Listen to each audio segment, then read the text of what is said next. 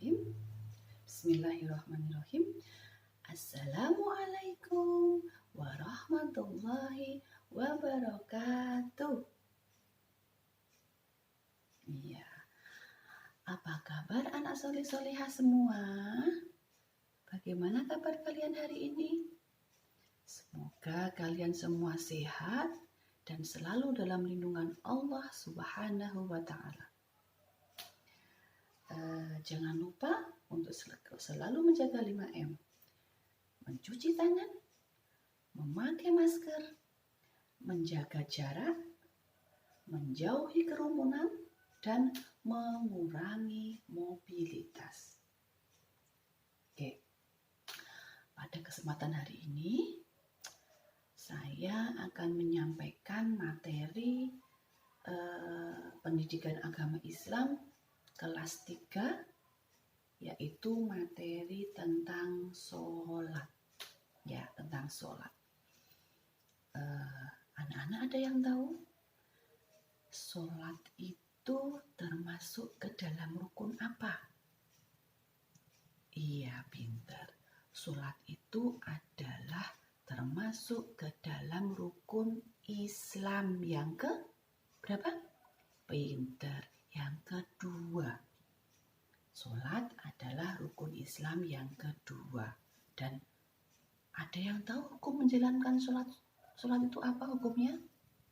Iya, hukum melaksanakan sholat fardu adalah fardu ain atau wajib ain.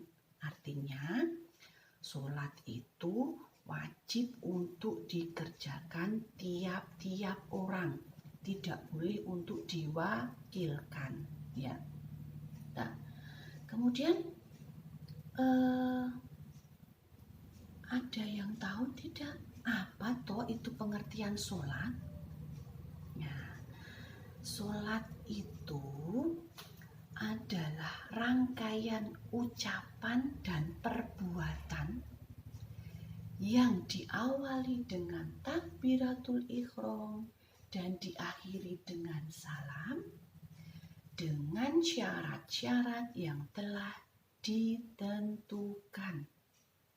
Nah, ucapan ini yang termasuk dalam ucapan sholat itu apa aja?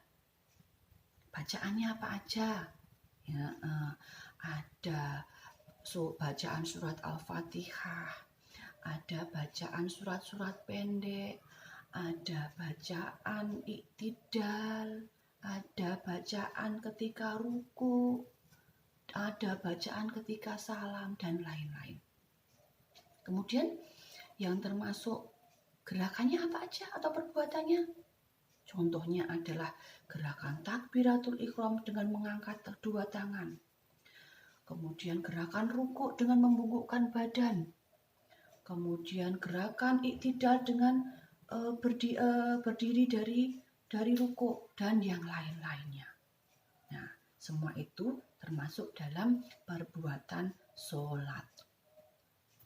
Kemudian ada yang tahu tidak? Kenapa toh kita itu harus melaksanakan sholat? Ada yang tahu? Kita harus melaksanakan sholat karena beberapa macam. Yang pertama adalah sholat itu merupakan amal ibadah yang besok ketika hari akhirat itu tiba, Allah akan menghisapnya. Jadi ketika nanti hari akhirat tiba itu, Allah akan menghisap sholat. Sholat akan menjadi amal yang pertama kali ditanyakan atau dihisap oleh Allah. Tuh, ya banyak sekali amal ibadah. Ada sholat, ada puasa, ada zakat, ada haji, ada sedekah, dan lain-lain. Itu semuanya termasuk ke dalam ibadah. Tapi hanya sholat yang pertama akan dihisap oleh Allah. Ya, perhatikan itu. Kemudian yang kedua, alasan kita kenapa harus sholat. Sholat, yang kedua adalah sholat itu merupakan kunci amal ibadah. Maksudnya apa? Maksudnya adalah barang siapa yang sholatnya itu bagus, maka amal ibadah yang lain insya Allah juga bagus. Tapi barang siapa yang amal ibadahnya buruk, maka barang siapa yang sholatnya itu buruk, maka amal ibadahnya juga akan buruk. Jadi surat itu menjadi tolak ukur. Menjadi tolak ukur amal perbuatan manusia. Itu ya. Kemudian yang ketiga, sholat itu merupakan tiang agama. Anak-anak tahu tiang itu apa? Tiang itu menjadi penopang ya. Ibaratnya kalau bangunan itu, rumah itu ada tiangnya 2 atau 4 atau 5 itu. Bayangkan kalau misalnya tiangnya itu roboh. Kira-kira bangunannya yang atas roboh enggak? Iya, pasti roboh. Nah, demikian juga dengan sholat. Sholat itu kalau tidak dikerjakan oleh seseorang itu, maka agama seseorang itu akan roboh. Dia tidak akan berpikir tentang agama lagi. Itu. Ya. Kemudian yang keempat, sholat. Sholat yang wajib kita kerjakan ada berapa waktu? Iya, ada 5 waktu. 5 waktu sholat. Apa saja coba? Mari kita sebutkan bareng-bareng. Yang pertama adalah sholat maghrib. Ya, yang pertama adalah sholat maghrib.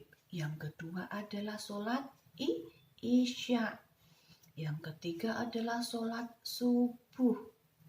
Yang keempat sholat duhur. Dan yang kelima sholat asar. Iya, dari kelima sholat tadi itu semuanya wajib dikerjakan. Tidak boleh pilih-pilih. Ya, semuanya harus dikerjakan di awal waktu. Kemudian kesimpulan kita hari ini adalah yang pertama, sholat itu termasuk rukun Islam yang kedua. Iya. Kemudian kesimpulan yang kedua, sholat itu merupakan rangkaian ucapan dan perbuatan yang diawali dengan takbiratul ihram dan diakhiri dengan salam, dengan syarat-syarat yang telah ditentukan. Iya. Kemudian yang keempat, sholat itu merupakan kunci amal perbuatan manusia. Barang siapa yang sholatnya bagus, amalnya juga akan bagus. Barang siapa yang sholatnya buruk, amal ibadah yang lain juga akan buruk. Kemudian yang kelima adalah sholat itu merupakan tiang agama. Jadi jangan sampai kita merobohkan agama kita. Ya. Sebelum kita akhiri, mari kita bernyanyi bersama-sama dulu. Ya, kita nyanyi tentang sholat ini. Bisa untuk menghafalkan juga. 1, 2, 3. Sholat maghrib 3 rakaat. Sholat isya 4 rakaat. Sholat subuh 2 rakaat. Zuhur asar 4 rakaat. Ya, sekarang dilanjutkan waktunya ya. Sholat subuh di pagi hari, sholat duhur di siang hari, sholat asar di sore hari, maghrib isya di malam hari. Iya, terima kasih. Ya, demikian tadi ya.